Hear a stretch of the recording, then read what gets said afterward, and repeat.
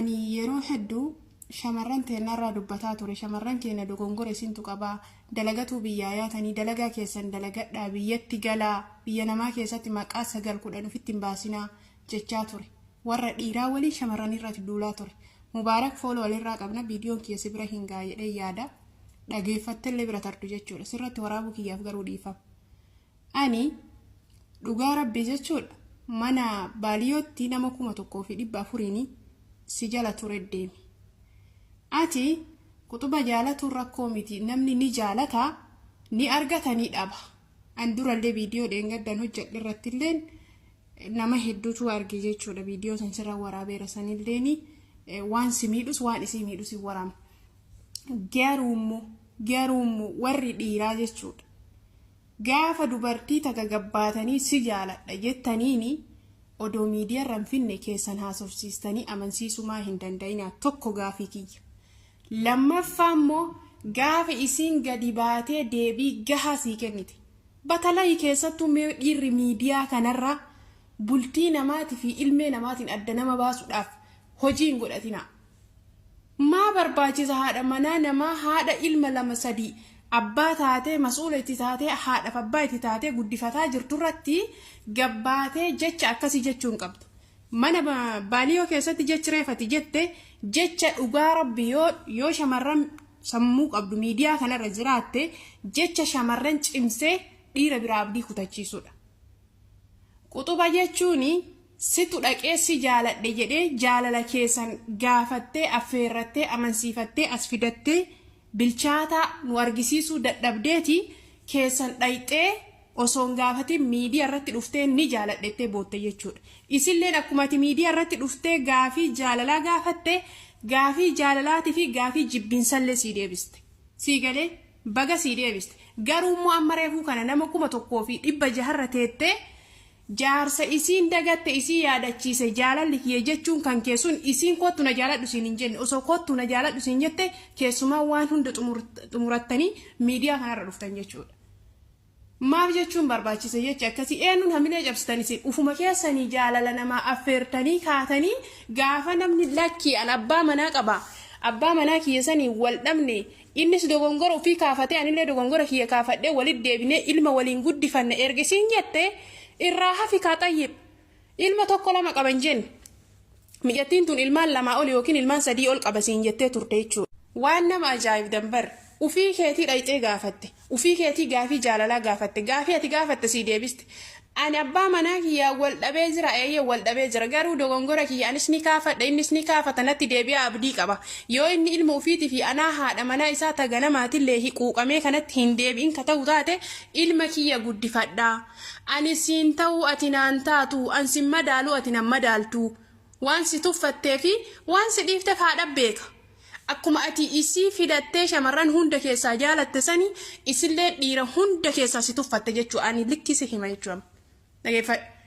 ati shamarran miliyoona meeqa keessaa isii jaallattee miti isiin immoo dhiira miliyoona meeqa keessaa si laaltee ossi qabdee gasi qabdee si madaaltee kun akkuma har'a miidiyaa irratti narraa boo'u kana mana keessatti na boochisa waan jettu wayiitii fi si dhiiste jechuu ufii barbaadatte foon irratti muran kaleessa shamarran irra dhaabbataa ture miidiyaa kanarratti nama waggaa 2-3 dalagaa jirudha ni beekti ijoolleen keenya jechuudha ijoollee shamaraatiin isin tuu dogongoraadha dalagatuu biyyaa yaatanii dalagadhaa biyya abbaa keessanii dachaa of jijjiiraa dura dhiira jijjiiruun duratti dachaa ture har'a mootu gaafa isin warri dhiiraa gadi baatanii dubartii jaalala gaafatanii kaatanii gaafa isin lakkii nan baasu na dhiisisiin jettu gadi baatanii dubartii irratti duultan wal dura dhaabbanne jechuudha ijoollee shamaraa immoo dhiira osoo ani sin jaalanni ani sin fedhu ati jettuun giddiidhaan si dhiibee jechuu giddiidhaan dallaa sitti cabsuudhaaf deemu wallaahi abbaa manaa sii ta'uuf miti jechuu jireenya kee ka ganama sitti dukkanaa'isan lammaffaa sitti dukkaneessuudhaaf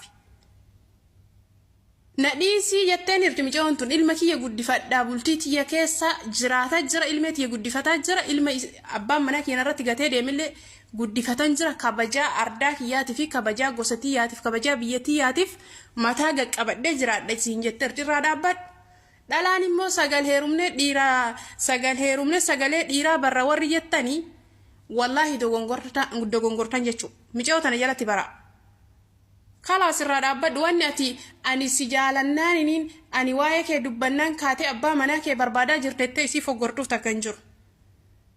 نمني جالتي الدنبا واتو أدنا ما باسا كيستو بطلعي أبا الماتي في هاد الماء جالتي متك علم فيها تسلين جالتي متك علم فيها تديمو واتو جرتشو ديقما كاكيتي كان فاجلان جرجتشو سيقالي لابا درا لغا أني جولتي إنك ديرا وجولتي كوماندوني كباجا غارو كيسا دربتي جرتا كان ما فلكيسي همي جتشو ammoo ijoolleen shamarranii dhiira akkana balaaleffadha nuti akkasi komandootitti dhiira ilma ofii gatii kottu ilmaan ta'e facaasii nutti heerumi jedhu nu hin qabnu kun gara nu keessa dhufeen hin beekuan dhiirti keenya guutuun mormataa jira ka qulqullinna si komandummaa qabdu ilmaan facaasii kottu inni jedheetiin isii yaamu kunu boru isiin horatu jechaar ijoolleen keenya ka dhiira galatooma kanuma keessa ijoolleen keenya ka dhiira kasi komandoo isiidhaaf dhaabbatu keessan ilmaan kan kee akkuma duraayyuu atuuyyu jette jechaanii jirtanii qutubaadhaan jechuudha. Akkuma ilmaan kiyya facaasee hin deemu abbaa manaa kiyya obsaanee gad abbaa manaa kiyya san yoo dhabe ilmaan kiyya guddifadha jettetti ilmaan kee guddifadhu mubaaraka akka har'aa kanaa misiif hin ta'u warri jettan dhugaa rabbiina keessa jirtan jechuun matarra jirtan galatooma.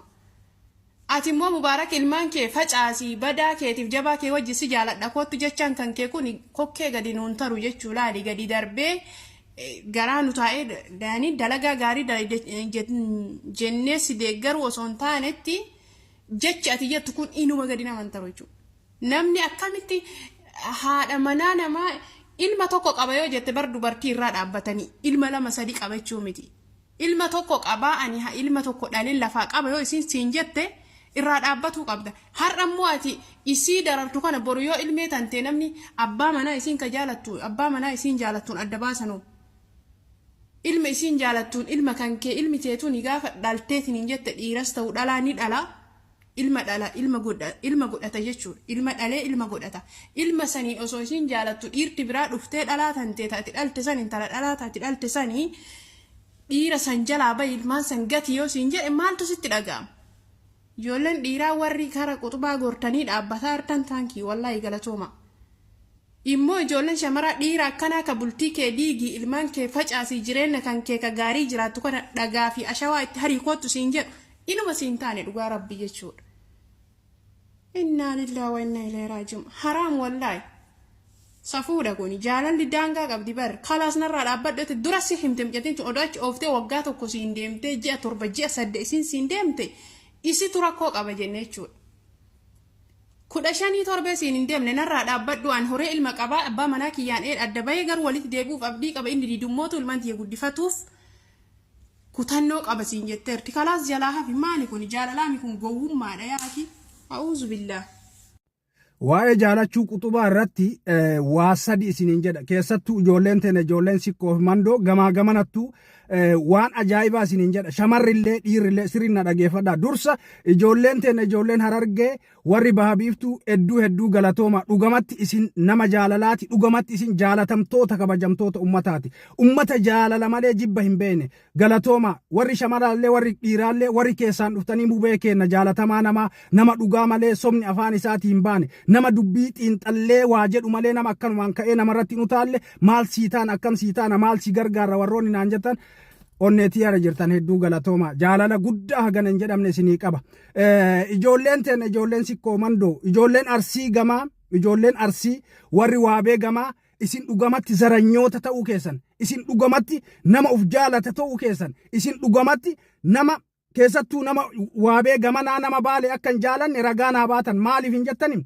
namni tokko isin keessa an intala teessan jaaladhe intala sikkoo mandooti nuti foon tokko gosa takka dhiiga takka lafee takka dhe intala teessan jaaladhe asirraa booya namnummaan tokkochi suuraa isii babbareedaa viidiyoo isii babbareedaa keessaan natti ergitanii akkan maraadhu na godhuu malee hin bareeddi intalli maashaallah rabbi waliif isin haa qoodu jechuu malee intala takkatti gadi baate intala arsii keessa babbareeda lafa dachii guutuu yaatu keessa babbareeda yoo isin asii yaatan ijji isin jala bootu dhiini isin jala jigu keessa nama takkocha shamara takkatti gadi ba'e mubee anatu sii jira abshir hiyyaaddeeni yoo isin si didde itti duukan cinqamini namni naan jedhu tokko dhabe maaliif beetani zaranyaa waan taataniif waan isin intala teessan taateef nu amma isirratti hin deemnu waan intalli teenna jibbite nullee hin jibbina jettaniiti waliin na jibbitan galatooma zaranyaa ta'uu keessan akka isin ummata gosaa taatan ani wayta kutaan kudhanii kuwwan isinitti iyyu akkamitti ummanni nu iyya jedheeti aaraa ture garuu ragaa ofitti baatan ijoolleen teenna ijoolleen baale ammoo warri gamana isin dhugamatti ummata dayyuusa ta'uu keessan isin dhugamatti ummata yartuu ta'uu keessan shamarran yartuu ta'uu keessan ka baangaalii fi masriinuu isin fuudhu ka ammootuyyuu Paakistaanii fi Suudaanittuu heerumtan ana ilma keessan ilma baale jaaladhee intala arsii intala waabee gamaa jaaladhee gadi baatee jilbiiffattee illee na kadhattu tole siin hin jedhu akka Yesuusitti jaarsa kiyya eeggadhatee miidiyaa kanarratti narratti caffarte gadi baatanii mubee kenna ilma biyyaa ilma sikkoo fi mandoo intala sikkoo fi mandoo keessaa jaalattee isiin si didde nutu sii jira anatuma soo si baasa nutu bakkaan sii ga'a jettanii namni tokko shamarri tokkochi keessaan dhuftanii namni na jajjabeessitan hin jirtu namni tokkochi shamara baalee babbareedduu miidhayduu san hunda keessa shamara takkatti tannaa gadi baatee anas sii jira abshir naan jettu dhabeechaan dayyuusa ta'uu keessan yartuu ta'uu keessan akka isin nama keessaniif hin dhaabanne akka isin nama keessaniif hin jiraanne asirratti isin argeechaadha ijoolleen teenna ijoolleen sikkoo fi mandoo waa beegamattu warri dhiiraa mubee kiyya jaalachuun waan jiru dhabuunis waan jira nu jalaa hin yaaddain hin cinqamin karaa seeraatiin karaa nagayaatiin deemne sii kadhanne yoo didame immoo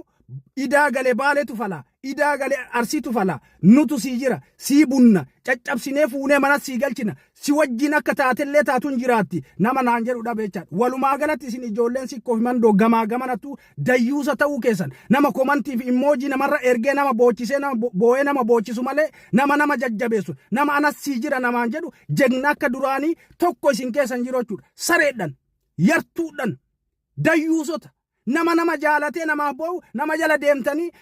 maalii taateen boottaa dhaltuuf boottaa dhaltuu jaartii ilmoo 3-4 qabu ilmoo 2-3 qabaachuun nama jaalala nama dhoorgaa dayyuusonni isini gadi baatanii nama tokkoon anas sii jira obshir jettanii onnee dhaattanii qoma dhaattanii namaaf onnan jenne dayyuusota yartuudhan